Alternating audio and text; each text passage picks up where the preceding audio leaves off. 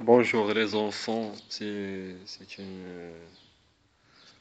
une séance pour une initiation au cinéma italien. Donc j'ai sur les mains des documents intéressants concernant le cinéma italien. Donc le fascisme crée le ministère de la Culture populaire après une incendie désastreux survenu en 1935. Un incendie désastreux survenu en 1935 dans les studios de l'ancienne compagnie Cine. Il suggère la création d'une structure importante pour relancer le cinéma. Cette création est pleinement approuvée par Mussolini. Sûrement vous connaissez ce nom. C'est un dictateur, dictateur fasciste qui avait affirmé dès sa prise de pouvoir en 1922 que le cinéma est l'arme la plus forte, hein. Tenez-vous bien, le cinéma est l'arme la plus forte. Donc pour moi, ça c'était une, euh, une déclaration qui a son poids sur l'avenir du cinéma dans le pays, dans le monde. Et ça permet d'interpréter le cinéma en tant qu'art. Donc, pour savoir un petit peu des trucs sur la personnalité ou bien la biographie de Mussolini, c'est un fasciste dictateur italien qui a gouverné l'Italie pendant 23 ans, depuis 1922 jusqu'à 1945. Benito Mussolini a occupé la fonction de ministre de l'Intérieur pendant 16 ans et 8 mois et 19 jours. C'était la période comprise entre 1926 et 1943. Il a aussi occupé la fonction de ministre des Affaires étrangères pendant 5 mois et 20 jours. Pendant la période comprise entre le 5 février et 25 juillet 1943. D'autre part, toujours est-il le fondateur du fascisme. On entend par ce dernier qu'il s'agit d'un système politique autoritaire. J'ai souligné ce mot autoritaire qui associe populisme, nationalisme et totalitarisme au nom d'un idéal collectif suprême à la fois révolutionnaire et conservateur. Il s'oppose frontalement à la démocratie parlementaire et à l'État libéral garant des droits individuels. On trouve que le nazisme de Hitler est également inhérent au fascisme. Il faut savoir de surcroît que l'Italie entre comme allié avec Hitler dans la Deuxième Guerre mondiale. Donc Mussolini s'est retrouvé à l'aise avec le nazisme.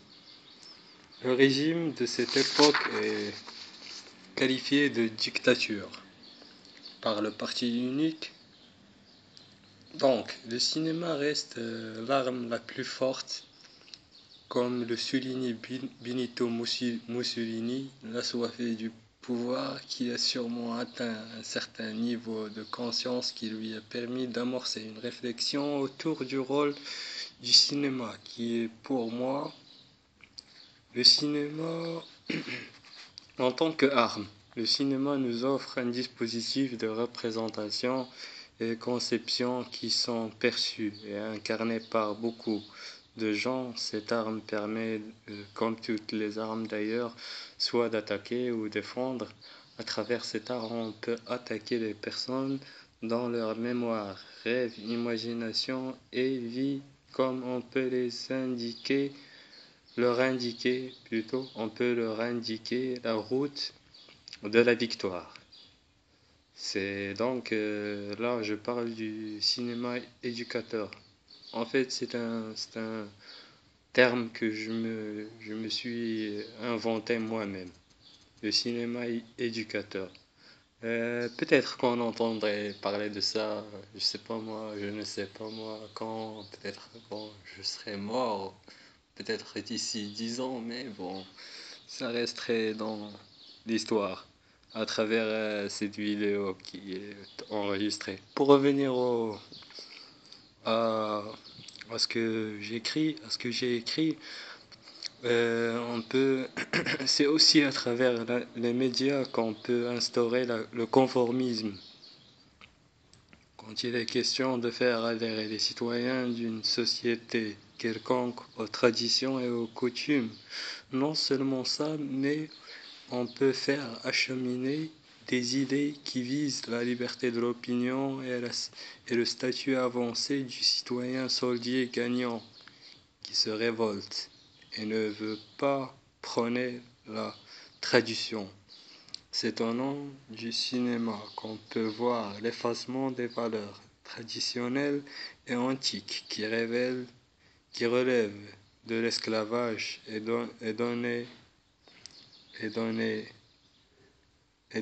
le feu vert à une ère nouvelle du peuple libre qui n'a peur de rien. Et pour clôturer avec une parole d'artiste, arrêtez de nous voler en disant que l'écriture, autrement dit la pensée, n'est pas un produit.